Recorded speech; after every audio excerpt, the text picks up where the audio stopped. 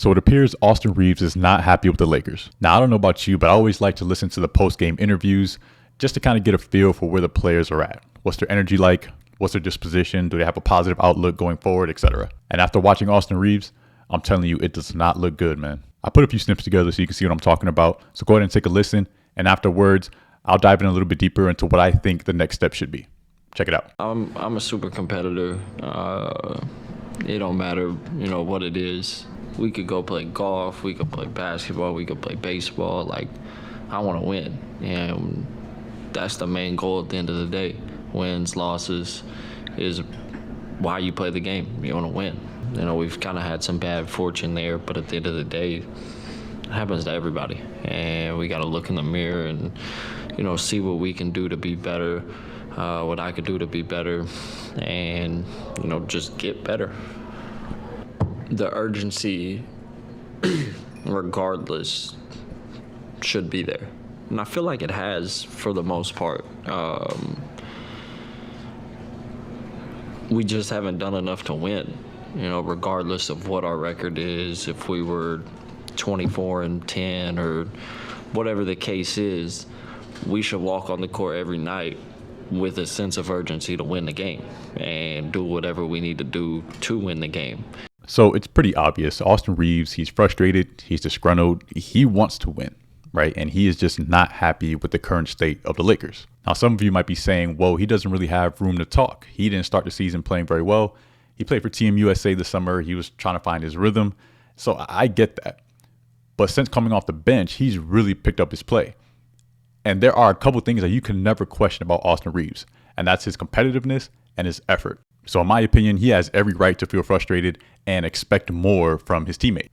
What's funny is that as a Lakers fan, you had very high hopes coming into the season. We brought our core guys back. We added some depth.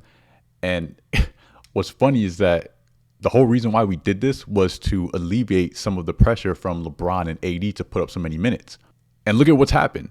Pretty much everybody's been injured except for LeBron and AD. I know I'm not the only one that's frustrated with this, but in the end, what's the answer, right? What's the next move? How can we fix this? A lot of people's immediate reaction is get rid of Darvin Ham, which is understandable. To be honest, I have never been a fan of Darvin Ham. I don't think he is a horrible coach. I really don't.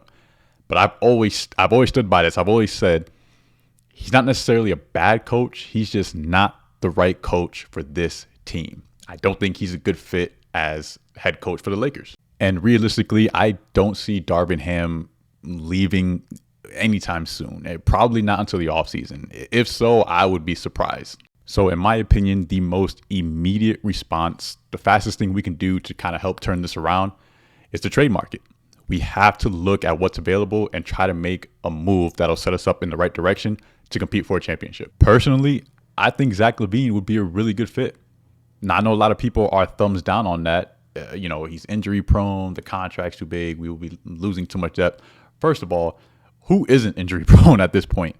I don't see Zach LaVine as more injury prone than, honestly, any other superstar that's been in this league. And also, not to mention, just our own players. Gabe Vincent's out. Rui Hachimura's in and out. Cam Reddish is in and out. So what are we talking about right now? Another argument I hear is that, in order to get Zach LaVine, we'll be giving up way too much. So, again, we're talking about giving up too much. What exactly are we giving up? Who on this roster, when it comes to depth, has really come through when it comes to being a difference maker? Being able to sustain excellent play while our stars are on the bench. Name one. Yeah, I can't either. Other than health, what has been our biggest hiccup this season? Defense, sort of, yes. We're having a difficult time defending the three-point line. But what stands out to me the most is our offense, our ability to score the basketball. When AD and LeBron go to the bench, we just become very stagnant offensively. We don't have that person, that third option to where it's like, listen, just go get us a bucket. Zach LaVine can absolutely fill that void. Not to mention, if we were able to acquire Zach LaVine, this would be hands down the best situation he's ever been in. Name another roster that he's been on to where he would just get so many good looks. You have Anthony Davis, you have LeBron James. For someone of his play style, that is a dream scenario. I've heard Donovan Mitchell being thrown out there, which I think is just completely unrealistic. That's not going to happen. I've also heard of DeJounte Murray, which at first I was like, eh. But the more I sit with it, I think it could be a pretty good fit. But in the end, I do think Zach LaVine would be our best option. Ideally, we'd want to keep Austin Reaves on the roster in any trade scenario. So I hope that he doesn't get too frustrated. I hope he just kind of, stays the grind, keeps playing well, and just trusts in Rob Pelinka to turn this thing around. That being said, in terms of the most immediate changes, I would enter Austin Reaves back into the starting lineup. I think he's earned it. I think he's proven that he's gotten his rhythm back, and we need that offensive firepower pretty much out from the gate. We have played too many games where we finished a quarter down.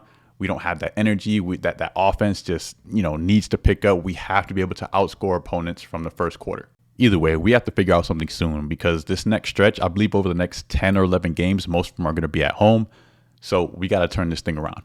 Thank you for watching so much. Let me know what you think in the comments, what we should do. Do you agree with what I'm saying? Do you disagree? Let me know. For up-to-date NFL, NBA, and of course, Lakers content, make sure to subscribe to the channel and join the community. I got plenty of stuff coming your way. Thank you so much again, guys, and I'll see you on the next one. Be easy.